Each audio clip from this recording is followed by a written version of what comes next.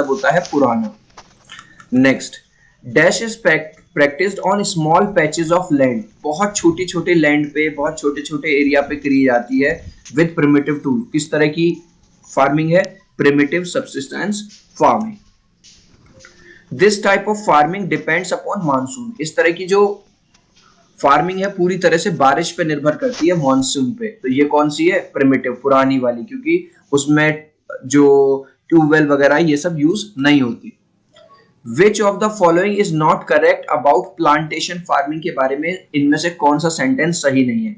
सो right है, farmers clear a patch of land by falling trees and burning them. ये वाली बात सही नहीं है, क्योंकि ये वाली बात होती है स्लैश एंड बर्न फार्मिंग में। ठीक है।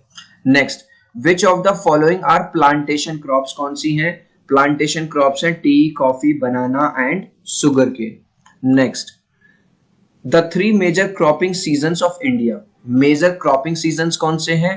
राबी, खारिफ एंड ज़ैद। चिल्ड्रन, अभी तक आपने इस वीडियो को लाइक नहीं किया तो मेरे भाई जल्दी से वीडियो को प्लीज लाइक कर दो।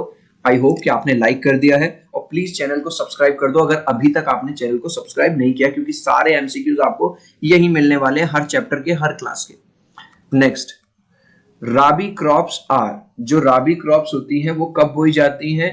सोन इन विंटर, विंटर में बोई जाती हैं और हार्वेस्ट समर में काटी जाती हैं। खरीफ क्रॉप्स आर ग्रोन, जो खरीफ क्रॉप्स हैं जैसे ही बारिश शुरू होती है, मानसून शुरू होता है, बो दी जाती है और हार्वेस्ट की जाती है सितंबर अक्टूबर में। Next, the main food crop of kharif season is, kharif season का जो मेन फूड क्रॉप क्या है? Rice. The main food crop of rabi season is, rabi season का जो मेन फूड है वो क्या है? Wheat. A short session season between rabi and kharif के जो बीच में जो सीजन आता है उसे क्या कहते हैं? ज़ाइद।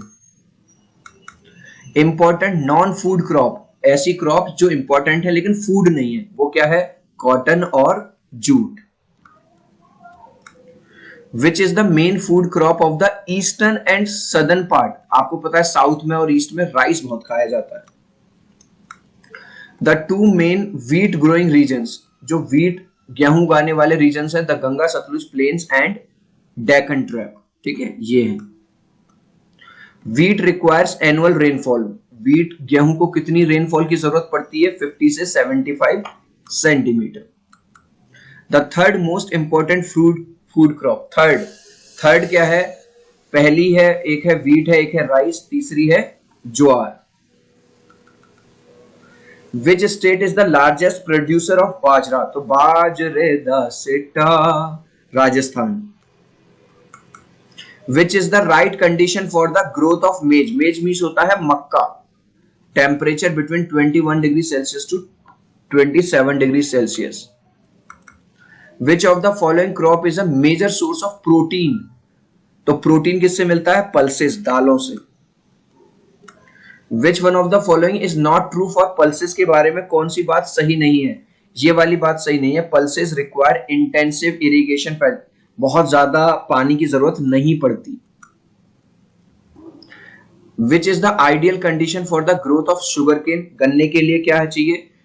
21 to 27 डिग्री सेल्सियस चाहिए टेम्परेचर, एंड एनुअल रेनफॉल चाहिए 75 सेंटीमीटर से 100 centimetre. What percentage of our cropped area is covered by oil seeds? Oil seeds क्या है? जैसे मस्टर्ड सीड है ना, 12% एरिया जो है घिरा हुआ है इससे। Which crop of the following conditions can spoil tea crop? जो चाय की जो फसल है उसे कौन सी चीज खराब कर सकती है? ये चीज, clay soil which has high water holding capacity. अगर क्ले सॉइल लगा दी जाए, क्ले सॉइल में लगाई दी जाए जिसमें पानी बहुत टाइम तक रुका रहता है, तो वो खराब कर सकती है किसको? चाय की फसल को। Coffee cultivation was first introduce, coffee cultivation कहाँ शुरू हुआ था सबसे पहले? बाबा बुदान हिल्स में। Next, which of the following crop is an important raw material for automobile industry? का मतलब कार, गाड़ी, ट्रक, ये सब तो क्या है? रबर, क्योंकि टायर बनते हैं इससे। रेयरिंग ऑफ सिल्क, आप सिल्क से सिल्क जो कीड़े होते हैं उनसे सिल्क बनाने की जो प्रोसेस है उसे क्या कहते हैं? Sericulture. Which of the following is known as golden fibre? Golden fibre कहते हैं जूट को, क्योंकि वो गोल्ड कलर का होता है ना, golden golden. Which one of the following describes a systems of agriculture where a single crop is grown on एक ही क्रॉप को बहुत बड़े एरिया पे लगाया जाता है, इसे कहते हैं plantation. Which one of the following is a rabi crop? इनमें से राबी क्रॉप कौन सी है? Millet. Which one of the following is leguminous? जब भी leguminous वर्ड आ जाए समझ लेना दाल की बात हो रही है, pulses।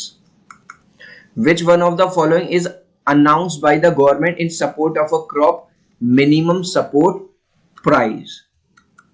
Primitive subsistence farming is also known as, इसे कहते हैं स्लैश एंड बर्न एग्रीकल्चर भी कहते हैं। Plantation agriculture is a type of, किस तरह की है ये? कमर्शियल है, ठीक है। Over these years cultivation methods have changes. अब देख लो कई सालों से जो फार्मिंग के जो तरीके हैं वो बदल रहे हैं, जैसे जैसे टेक्नोलॉजी आ रही है उसी तरह से तरीके भी बदलते जा रहे हैं। Farming has varied from subsistence to dash, जो फार्मिंग है उसके कई तरीके हैं, बिल्कुल प्रिमिटिव से लेके और कमर्शियल तक। What has been the main dependency of primitive farming? Primitive farming mainly किस पे डिपेंड करती है? बारिश पे, मॉनसून पर। Intensive subsistence farming is a dash farming, कैसी है? लेबर इंटेंसिव, इसमें लेबर बहुत चाहिए होता है। Which type of farming has the use of higher doses of modern input? जैसे HYV seeds भी चाहिए, chemical fertilizers भी चाहिए, insecticides भी चाहिए, pesticides भी चाहिए कमर्शियल के अंदर। If rice is a commercial crop in Haryana and Punjab, in which state it is a subsistence crop? है ये उड़ीसा की राइस, ठीक है। What are the characteristics of plantation farming के characteristics क्या हैं? Using capital intensive inputs with the help of migrant laborers, बहुत ज्यादा पैसा लगता है, बहुत ज्यादा लेबर लगती है और बड़े लेवल पे। Name important plantation crops क्या हैं? टी, कॉफी, रबर, ये सब है। Which state is known as growing tea? तो टी आसाम जाना जाता है टी को उगाने के लिए। How many cropping seasons does India have? India में कितने क्रॉपिंग सीजन्स हैं? 3। कौन कौन से? राबी, खरीफ और जायद। Which states are known for their success in green revolution? तो ग्रीन रिवॉल्यूशन के लिए पंजाब और हरियाणा जाने जाते हैं, हमें ऑप्शन में मिला है Punjab. Name one crop grown in जायद सीजन में कौन सी फसल बोई जाती है? बाजरा।